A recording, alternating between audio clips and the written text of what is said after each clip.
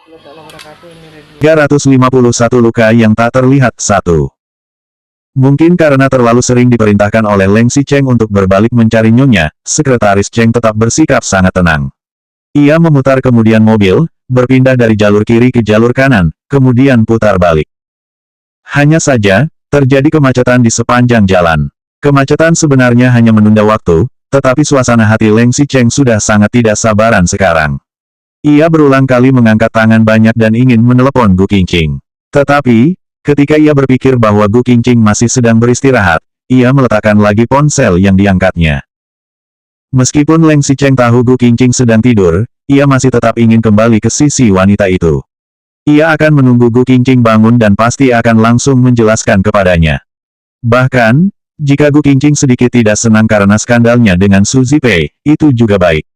Setidaknya ini menjelaskan bahwa Gu Qingqing benar-benar sudah mulai peduli padanya.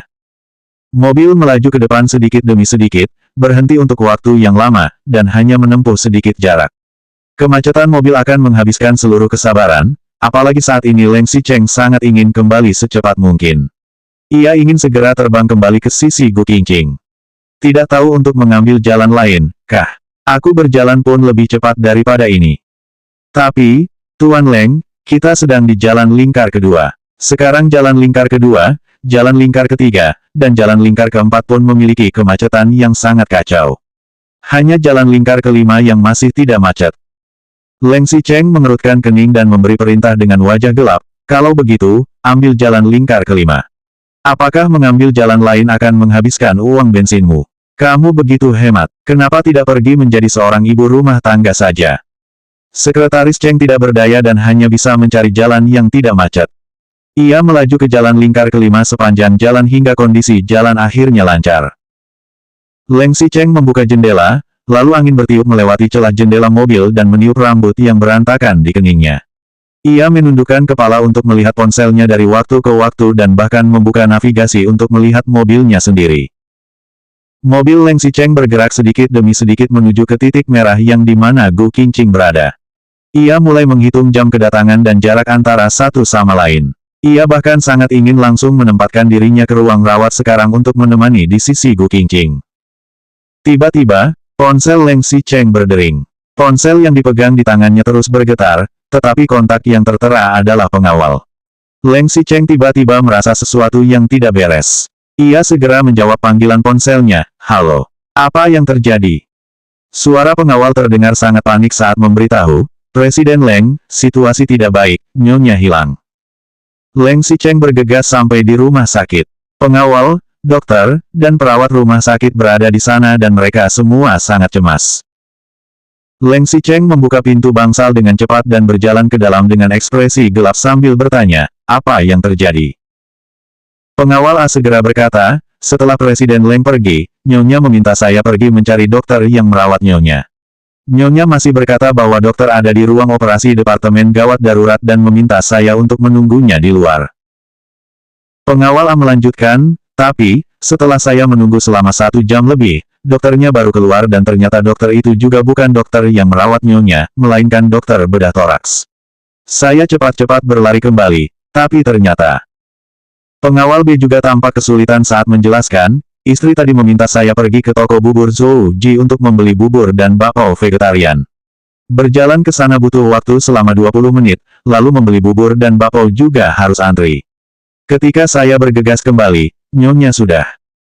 Leng Xicheng mendengar penjelasan mereka dengan wajah gelap, lalu tiba-tiba memandang ke para dokter dan perawat, "Apakah ada CCTV?" "Ada. Ruangan VIP itu diurus oleh petugas khusus 24 jam. Ketika kedua pengawal kembali dan tidak bisa menemukan Leng Xicheng, dokter sudah dengan cepat menemukan orang untuk pergi memeriksa CCTV. Leng Xicheng segera mengikuti mereka untuk pergi melihatnya. Benar saja, di dalam layar, ia melihat Gu Qingqing telah berganti pakaian dan berjalan keluar dengan santai. Memang benar Gu Qingqing sendiri yang membiarkan pengawal pergi dan keluar dari rumah sakit, tetapi kemana perginya wanita itu? 352 luka yang tak terlihat 2. Leng Xicheng mengerutkan kening dan segera bersiap untuk menelepon Gu Qingqing. Ponsel Gu Qingqing awalnya berdering selama beberapa detik, tetapi kemudian tertutup dengan cepat. Jelas bahwa Gu Qingqing tidak ingin menjawab panggilan telepon Leng Xicheng. Ding! Leng Xicheng masih ingin menelepon, tetapi ponselnya bergenting karena ia menerima sebuah pesan teks. Pesan masuk, aku sedang di luar sekarang. Gu Qingqing yang mengirim pesan itu. Leng Xicheng membeku, kemudian ingin meneleponnya lagi, tetapi ponsel Gu Qingqing dimatikan. Hati Leng Xicheng tiba-tiba merasakan firasat buruk. Ketika Gu Qingqing keluar, akankah ia menemukan sesuatu yang berbahaya? Jika tidak, mengapa dia tidak berbicara denganku secara langsung?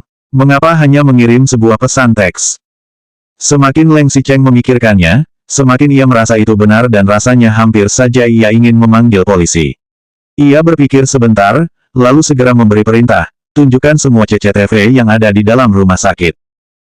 Tidak lama kemudian, dokter menyiapkan segalanya untuk Leng Xicheng. Rekaman CCTV terus mencari dan memperpanjang kembali waktu Gu Qingqing pergi dari rumah sakit. Benar saja, terlihat bahwa setelah Gu Qingqing turun dari gedung departemen rawat inap rumah sakit, ia segera berjalan keluar dari pintu utama dan mencegat sebuah taksi untuk pergi. Gu Qingqing benar-benar pergi. Kemana dia pergi? Leng Xicheng segera menelepon pembantu dan langsung bertanya, apakah nyonya sudah kembali? Pembantu menjawab dengan bingung, tidak ada. Kalau begitu, apakah dia sempat menelepon rumah? Pembantu terus menggelengkan kepala, tidak ada juga. Kalau begitu, apakah dia mengatakan sesuatu sebelumnya? Sebelumnya, pembantu berpikir sebentar, selain tentang nyonya yang berangkat bekerja, tidak ada hal yang lain, tidak ada. Tidak ada jawaban untuk semua pertanyaan. Leng Xicheng merasa marah hingga langsung menutup telepon. Kalau Gu Qingqing tidak kembali, kemana dia pergi? Leng Xicheng menelepon kantor manajemen apartemen Qingcheng. Telepon dengan cepat terhubung dan Leng Xicheng segera berkata, aku Leng Xicheng dari gedung 1. Apakah ada seseorang yang baru saja datang mencariku? Seorang wanita berusia 20-an, mengenakan t-shirt putih dan rok lipit hijau. Penjaga apartemen Qingcheng memeriksa catatannya, kemudian menggelengkan kepalanya dan menjawab, tidak ada. Jika dia tidak pergi ke Qingcheng, apakah dia pergi melapor kepada orang tuaku? Pikir Leng Xicheng. Ia tidak berani menelepon ayahnya, jadi ia segera menelepon ibunya. Suaranya agak cemas saat bertanya, Bu, apakah Qingqing menelepon ibu? Luo Qingsui menggelengkan kepala dengan sedikit bingung, tidak ada. Tidak ada juga. Kalau begitu, kemana dia pergi? Pikir Leng Xicheng. Luo Qingsui masih menegur Leng Xicheng, nak kecil, Qingqing adalah istrimu. Aku dengar dia sakit. Untuk sekarang, tidak ada yang lebih penting daripada kesehatannya. Apakah kamu mengerti? Bu, saya mengerti. Masih ada sesuatu yang harus saya lakukan, jadi saya akan menutup teleponnya dulu. Leng Xicheng tidak punya waktu untuk banyak berbicara dengan ibunya. Ia berpikir sebentar, kemudian menelepon ibu Gu Qingqing, Wu Weimei. Ketika panggilan telepon masuk, Wu Weimei masih sedang bermain mahjong di sana dan suasananya agak berisik. Seorang teman mengingatkannya bahwa ia menerima panggilan telepon, tetapi Wu Weimei memasang ekspresi tidak senang. Siapa yang mau mencariku di saat seperti ini? 3 garis. Aku sedang menunggu untuk mengeluarkan itu. Berikan uangnya. Setelah Wu Weimei memenangkan lawan di meja ini, barulah ia mengeluarkan ponselnya dengan tidak senang. Tetapi, ketika ia melihat kontak penelepon, menantu, yang tertera di layar, matanya langsung bersinar. Set, pelankan suaranya. Wu Weimei memelototi orang di seberangnya, lalu menjawab panggilan telepon dengan senyuman bahagia, menantu, apakah ada sesuatu?